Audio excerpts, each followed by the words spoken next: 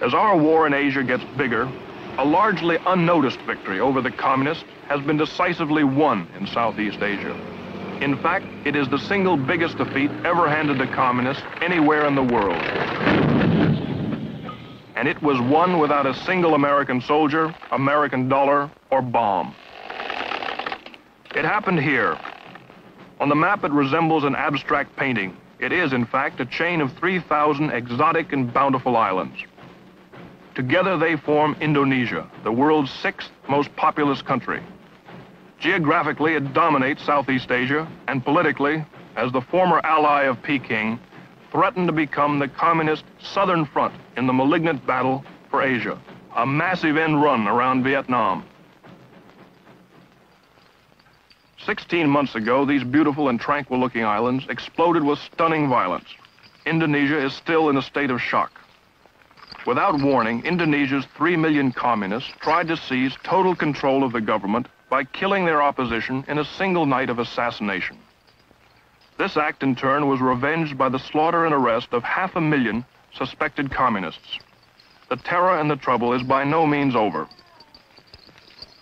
Indonesia's present turmoil, conflict, and power struggle is not altogether new.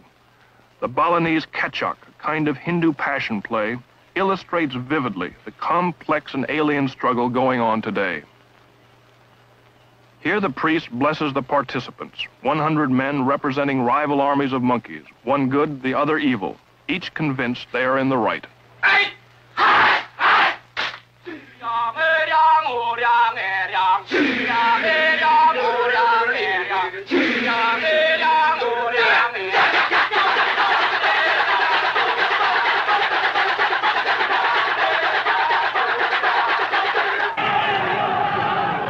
Today's real battle between the forces of good and evil rages in the streets.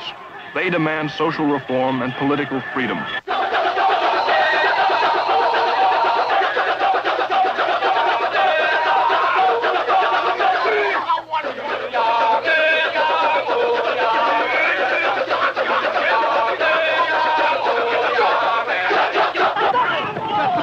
Their cry is not down with America or Yankee go home. What they are demanding, in effect, is down with the communists, Yankee come back.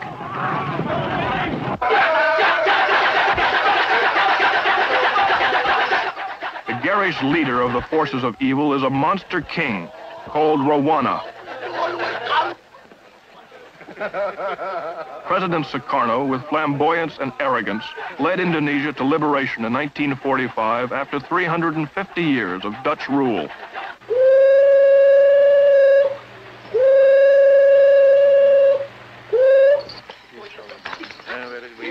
He also let his nation fall under communist influence, into bankruptcy and chaos.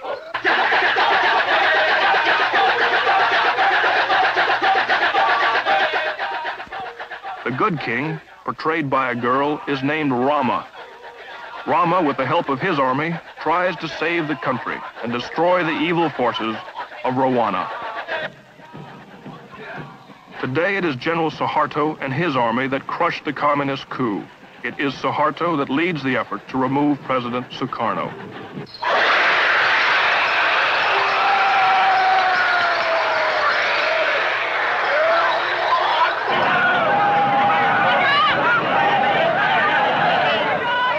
The struggle between these forces is violent.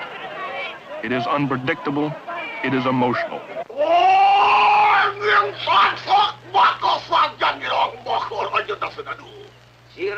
In Hindu mythology, we are told the battle can never be won because all good has some evil in it and all evil has some good.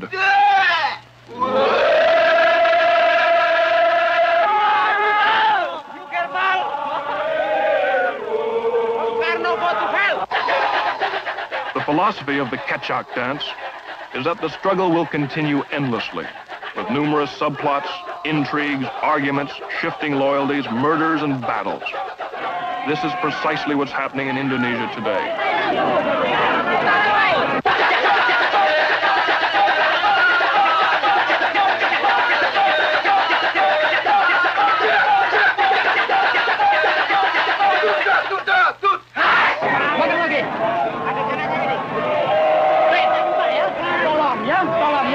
With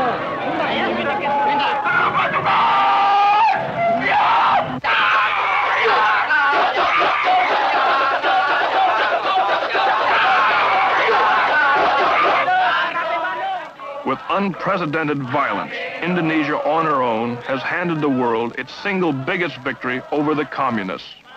But it is a complex and uncertain victory in the battle for Asia, and it is a troubled victory. Ted Yates, NBC News, reporting.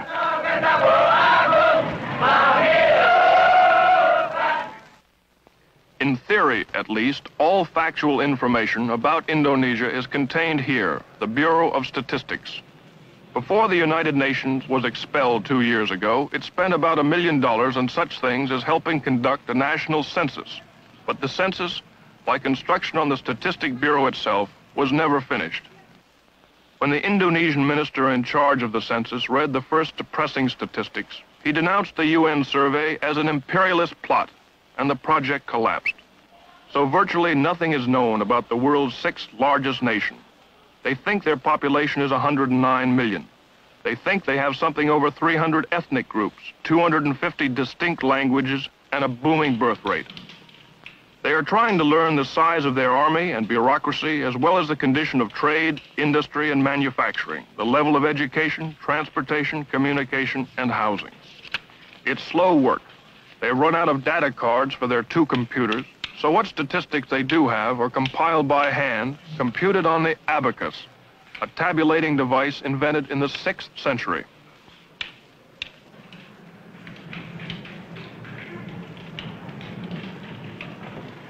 Vital as this job is, Indonesia's plight today is so far-reaching that the people hired to untangle the mess rarely come to work, and when they do, stay only half the day. Sanusi here is preparing to leave. After 33 years, he's now head of government agricultural statistics. His salary is $5 a month. With the galloping inflation, that supports his family of 8 for only 4 days. So to stay alive, he holds 2 other jobs. The statistics just have to wait. The main reason he comes to work is to collect his dole of rice, the standard supplement to salary in Indonesia's socialism. But these days, rice is scarce, so the United States is helping to supply some in the hope that people like Sanusi will not starve and will continue to work at critical jobs, even part-time. Before President Sukarno cut us off 3 years ago, saying, "To hell with your aid," America had given Indonesia $870 million. Now that Sukarno is losing power, we're back with aid. This is part of the new program, 50,000 tons of rice worth $9 million. It's being given on an emergency basis, and Indonesia is supposed to pay us for it in the next 6 years. The rice is not for the common people, but for the bureaucrats, like Sanusi, and for the army.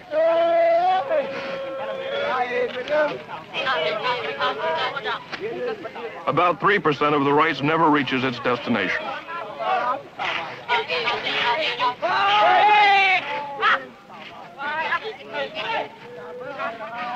Behind it all, radiating his famous charisma, is Bung Karno, or Brother Karno, named President for Life of Indonesia, though never elected by the people. Sukarno likes to be called the playboy of the Eastern world. He has 4 palaces. The Freedom Palace is where he works. The others are strictly for pleasure.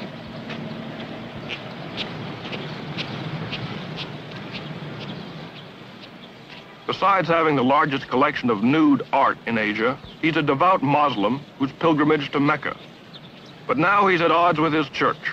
They claim he has 2 too many wives, 6 instead of 4. But this is the least of his problems these days.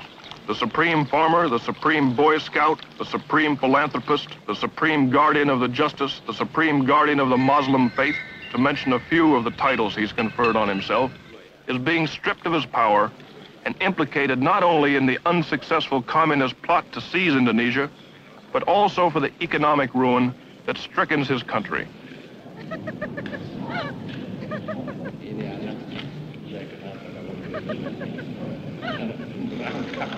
Meeting with the great leader of the revolution is General Suharto.